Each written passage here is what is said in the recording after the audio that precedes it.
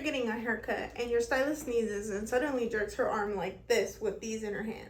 You heard a snip. Probably not going to be an easy mistake to fix, is it? Think about it though. How will something like this happening at the beginning of your appointment affect the remaining hour?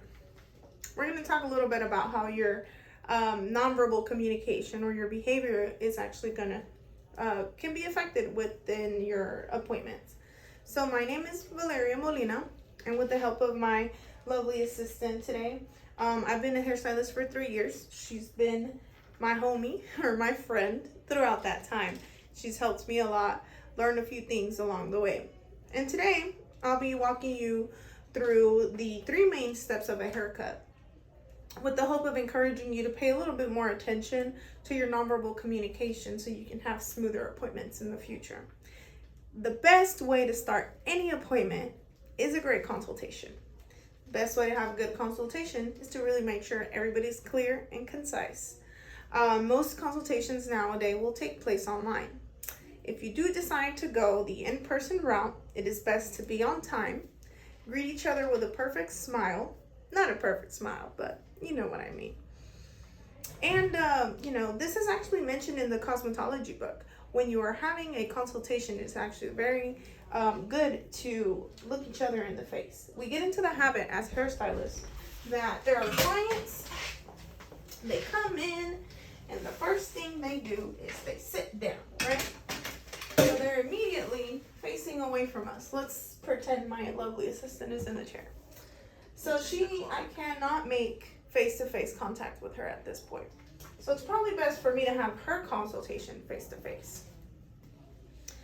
A very important thing that's actually going to be an even bigger deal is actually for her to be very honest with me.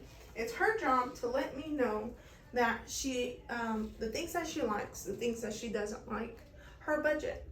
The reason the budget is important is because if she chooses a hairstyle that's a little bit higher maintenance and she can't afford it, it's not going to look good, and therefore it's not going to make her feel good. All right, so the next step, the actual service. It's really important. You see her sitting in the chair at this point. It's still possible for me to make eye contact with her and her with me. So if I'm sensing she's unhappy or anything, I'm actually going to be able to read her nonverbal communication that she's giving off. That's why it's important for you as the client to know what you're saying with your nonverbal communication. One way is to really listen to directions. When you really listen to the directions, it really makes a huge difference. There are times where your hairstylist is going to ask you to tip your head forward. This ensures a really good haircut. There are times where the first thing that women do, sorry girls, picking on you today. When we sit down, we cross our legs. What is the first thing that happens when you do that? Your hips will angle upward. The hip that is up, your spine will actually twist a little bit in that direction, and your head follows that. So when you stand up, if you had an entire appointment with your head crooked, as soon as it's straight, that haircut is definitely going to be crooked as well. All right, what's the last step of an appointment? Paying, right? So to ensure that everybody is happy, it's her job at this point to really let me know if she's unhappy. This is the opportunity that I have to fix it. I'm not going to take offense. If anything, because she's been making eye contact with me, she probably feels a little bit more connected. And it's going to allow for more communication between me and her. She's probably going to feel a little bit more inclined to let me know if she doesn't like something. Because it is up to her, if she leaves, I can't fix anything. So, let's say she really likes her appointment. It is customary to tip. You don't have to.